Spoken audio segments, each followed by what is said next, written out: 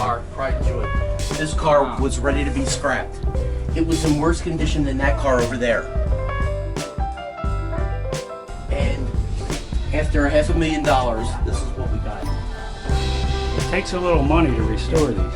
This is the grandeur of an 1890 business executive coach. Okay, so this was 1890, $500,000 to restore. $500,000 to restore. It does have piano to entertain the guests. And that piano would have been in the car originally in the 1800s. So this is pride and joy of our line. This is absolutely beautiful. This will be up and running by November. Yeah, I got good video of that one. Yeah, I can talk about that. And during the run, you could go through the cars.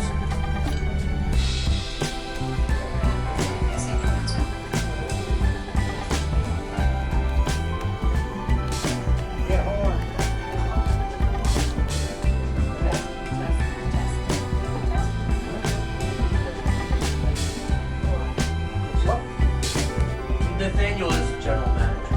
Okay, so you are Alfred. Alfred is my name while I work in the Polar car. And if I just work in any of the other cars, I'm just Fred.